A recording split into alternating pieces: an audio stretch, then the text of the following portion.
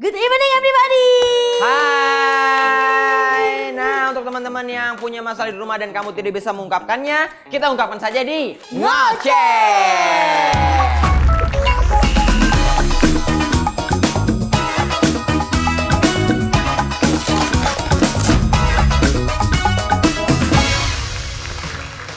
Masih bersama aku Kiki Saputri. Dan saya Rafathar Malik Ahmad. Wow, yang sudah menjadi abang sekarang ya. Benar sekali. Iya betul sekali. Kemudian pasti kita akan bahas soal berita-berita yang unik juga spektakuler. Benar sekali, Ki. Semuanya akan dikupas tuntas di segmen Harta Tahta Berita.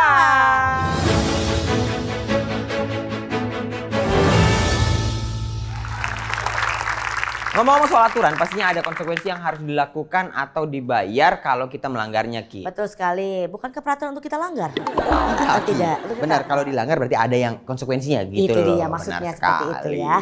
Nah kita punya berita soal denda-denda aneh yang pernah terjadi di dunia. Oke. Mau tahu apa aja? Ini dia berita yang pertama. Dilansir dari Irish Examiner, seorang anak mengembalikan buku yang dipinjam oleh mendiang ayahnya yang sudah dipinjam selama 73 tahun. Wow. Wow. Buku berjudul Stately Time berkarya Rupert Hughes ini seharusnya dikembalikan ke Pusat Perpustakaan Umum Dunfermline di Abbott Street, Dalston, Inggris pada 6 November 1948. Ya, 7 dekade kemudian sang anak dengan jujur mengembalikan karya sastra tersebut ke perpustakaan. Pegawai perpustakaan pun terkejut-kejut dan terheran-heran. Aduh buyung. Orang Indonesia ternyata. Ketika menghitung denda yang harus dibayar sang ahli waris karena keterlambatannya, pasalnya angka mencapai 2.847 pound sterling atau mencapai 54,5 juta rupiah, Ki. Wow, ini beneran kaget sih. Ya. Kayaknya kalau di Indonesia udah gak bakal dibalikin deh itu. Bener, dan nggak tahu deh, kayaknya kalau misalnya di Indonesia buku itu udah hampir segitu, 73 tahun tadi ya, terus nggak dikembaliin, mungkin kertasnya udah jadi bungkus gorengan kali Iya, ya. bungkus nasi uduk. Iya. Iya, tapi kalau misalnya pas lu bayar 54 juta buat berdenda satu buku. Kayaknya kalau kita beliin buku kita bisa bikin perpustakaan sendiri. Bener ya. Iya ya. Abis balikin bayar terus nyesel. Mending beli mobil kata gitu. Oke, ada apa lagi bang?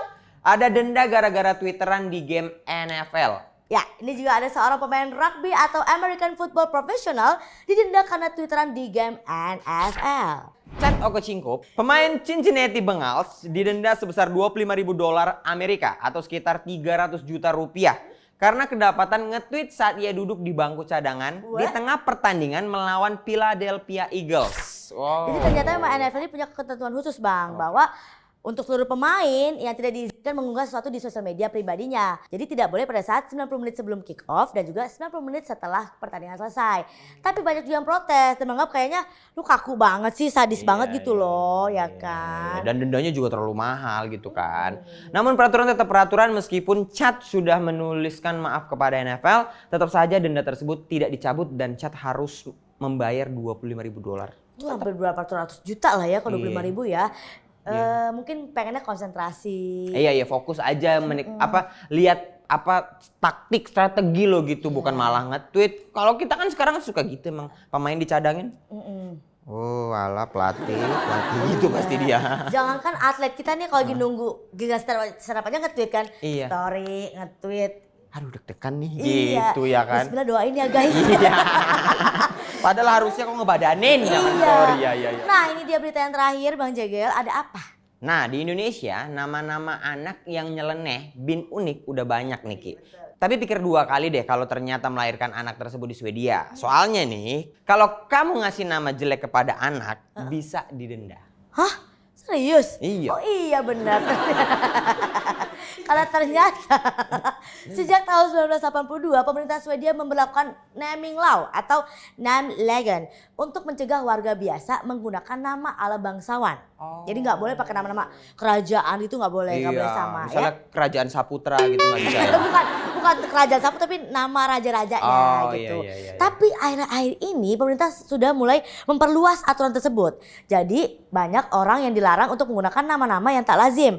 Seperti kayak nama mall, Iya. nama brand, Mobil. gitu-gitu, mobil kayak gitu. Jadi kalau orang tua di sana sebelum 3 bulan anaknya lahir harus setor nama ke pemerintah. Oh gitu. Iya, dikabulkan atau tidak. Nah di tahun 1991 ada sepasang suami istri yang memprotes kebijakan pemerintah dengan menamai anak mereka. Nama anaknya ini Ki. Apa? Nulisnya gimana? Ya gitu, dibacanya gitu, dibacanya gitu dia. Jadi mereka protes lantaran nama anak yang diajukan tak kunjung disetujui. Hingga putranya sudah berusia 5 tahun. Nama super panjang yang ternyata dibaca Albin itu pun tentu saja ditolak oleh pemerintah Swedia. Namanya soalnya huruf mati semua, bukan huruf vokal. Benar. Gitu. Belakangnya ada 6-nya lagi tuh ya. Iya, B1116 ya. Kayak ini, kayak vitamin B1 kompleks. Dan juga pemerintah Swedia melarang keras menamai anaknya Metallica, Superman, Veranda, IKEA, Elvis, serta nama-nama yang berbau agamis. Sementara nama Google dan Lego boleh, asal di nama tengah. Oh. Kiki Lego Saputri. Indra Google Gunawan. Boleh. Oh, Iya. gitu. Boleh ya. Kasian juga ya, maksudnya untung aja penyanyi dangdut lahirnya di sini loh. Ya karena kalau lahirnya di luar negeri nggak bakal boleh. IKEA Nurjana.